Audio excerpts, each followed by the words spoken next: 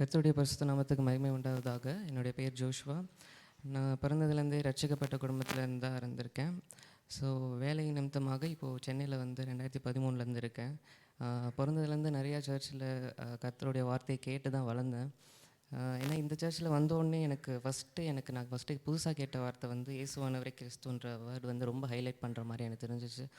அது எனக்குள்ளே நிறைய கொஸ்டின் இருந்துச்சு. என்னென்னா, இவ்வளோ நாள் சர்ச்சுக்கு போயிருக்கோமே, டக்குன்னு நீ யார், எந்த சாமி கும்பிட்ற அப்படின்னு யார் உனக்கு தேவன் அப்படின்னு சொல்லி கேட்டால் என்ன சொல்லுவேன்றது எனக்கு ஒரு டவுட் ஆயிடுச்சு. ஏன்னா ஸ்டார்டிங்லேருந்து ட்ரினிட்டி அப்படின்ற மாதிரி நாங்கள் படிச்சிருந்தோம், பிதா குமாரன் பரிசுத்த ஆவியானவர். ஸோ அப்போ யார் தெய்வம்னு கேட்டால் நான் என்னன்னு பேர் சொல்கிறது, நான் எனக்கு ரொம்ப ஒரு நாள் யாரோ ஒருத்தன் கேட்கும்போது எனக்கு கன்ஃபியூஷன் ஆயிடுச்சு.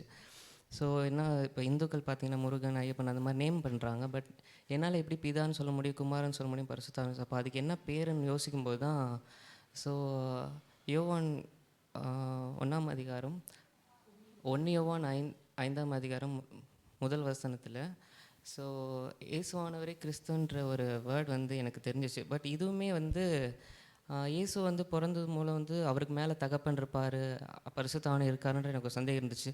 பட் எனக்கு அந்த டவுட் ரொம்ப இருக்க நான் அந்த அதிகாரம் ஃபுல்லாகவே இந்த யோவான் ஃபுல்லாகவே படிக்க ஆரம்பிச்சிட்டேன். 1 யோவான் 2 யோவான் 3 யோவான் ஃபுல்லாகவே. ஸோ அதில் 5ஆவது அதிகாரத்தில் 20ஆம் வசனத்தை பார்த்தீங்கன்னா, இவரே மெய்யான தேவனுமா இருக்கிறன்ற வேர்டு டைரெக்டாகவே சொல்லிட்டாங்க பைபிளில். எனக்கு அப்போ தான் ஒரு கிளாரிட்டி வந்துச்சு. உன் தேவன் யாருன்னு கேட்டால் இயேசு அப்படின்ற மாதிரி எனக்கு சொல்ல ஒரு தைரியம் கிடச்சிச்சு. ஸோ இயேசு கிறிஸ்து அப்படின்றதுக்கே எனக்கு ஃபஸ்ட்டு மீனிங் தெரியாது. ஸோ இயேசு நிறைய இடத்துல கர்த்தராகிய இயேசு கிறிஸ்து, தேவனாகிய இயேசு கிறிஸ்து, ஆண்டவராகிய இயேசு கிறிஸ்து அப்படின்னு எனக்கு மீனிங்கே தெரியாது. ஸோ இயேசுனா ரட்சகர், கிறிஸ்துனா அபிஷேகம் பண்ணப்பட்டவர். ஸோ அபிஷேகம் பண்ணப்பட்டதுனா என்னென்ன விஷயம்னா, அவரை உண்மையான ராஜா, உண்மையான தீர்க்கதரிசி, அப்புறம் உண்மையான ஆசாரியர், அந்த மாதிரி அபிஷேகம் பண்ணப்பட்டு அவர் வந்து இயேசு கிறிஸ்து என்று நம்ம வந்து நேம் பண்ணுறோம். ஸோ அவர் தான் வந்து நமக்குள்ளே வர எப்படின்னா, நமக்குள்ளே ஒரு பாவம் வருது, நமக்கும் ஆண்டவருக்கு ஒரு பிரிவினை வருது, நமக்கும் ஆண்டவருக்கு ஒரு பிரச்சனை அப்படின்னு யோசிச்சாலே என்னன்னு பார்த்தீங்கன்னா, ஃபஸ்ட்டு ஒரு பாவம். ஸோ பாவம் எப்படி வருதுன்னு பார்த்தீங்கன்னா, சாத்தானால் வருது. ஸோ சாத்தானால் நம்ம பாவம் பண்ணுறோம். ஸோ அதனால் ஒரு பிரிவினை வருது. ஸோ அதனால் ஜீசஸுக்கும் நமக்கும் ஒரு பிரச்சனை வருது. ஸோ இந்த பிரிவினையிலேருந்து மீட்க தான் இயேசு கிறிஸ்து வந்து நமக்குள்ளே வந்தார்.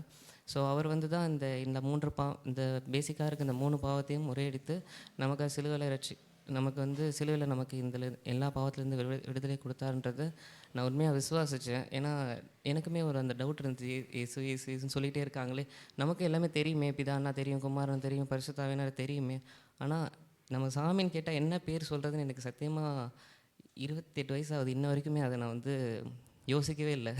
இப்போ தான் யோசிக்கிறேன், அந்த மாதிரி இந்த இந்த இயேசுன்னு தான் சொல்லணும் அப்படின்னு. ஸோ அந்த சத்தியமே எனக்கு இப்போ தான் புரிஞ்சிச்சு. ஸோ அதை அறிஞ்சதுக்கப்புறம் எனக்குள்ளே அந்த காஸ்பல் வந்து எனக்குள்ளே அது ஒர்க் ஆச்சு.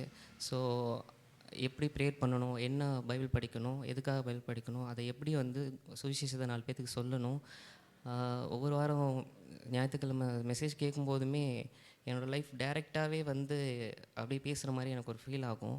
ஸோ நான் ஏன்னா ஒன்றும் தெரியாதவங்க கூட அமைதியாக போயிடுவான். ஏசு நல்லவர் சொன்னால் நல்லவர் அப்படின்னு சொல்லிட்டு சரியாக போயிடுவாங்க. ஆனால் எனக்கு ஏசு யாருன்னு தெரியும் அப்படின்றனால அவர் நல்லவராக கெட்டவராக நான் 1008 ஆங்கிளில் நான் யோசித்து கடைசியில் சார் ஒன்றுமே புரியலன்ற மாதிரி போயிடுச்சு. பட் இங்கே வந்ததுக்கப்புறம் தான் ஒரு தெளிவு கிடச்சிச்சு. ஸோ இந்த சர்ச்சுக்கு வந்ததுலேருந்து எனக்கு கிறிஸ்டியானிட்டியை பொறுத்த வரைக்கும் எவ்வளோ தெரிஞ்சுக்கணுமோ அந்த அளவுக்கு நாள்லேயே எனக்கு இதுதான் கிறிஸ்தவம் அப்படின்ற மாதிரி ரொம்ப ஓரளவுக்கு டீப்பாக எனக்கு அண்டர்ஸ்டாண்ட் ஆச்சு. ஸோ அதற்காக தேவனுக்கு நன்றி சொல்கிறேன். அது தெரிஞ்சதுக்கப்புறம் ரொம்ப எனக்கு லைஃப்பில் ரொம்ப யூஸ்ஃபுல்லாக இருந்துச்சு. ரொம்ப நிறையா ஆசீர்வாதங்கள் பெற்றேன். ஸோ தேவனுடைய நாமத்திற்கு மகிமை உண்டாவதாக. நன்றி.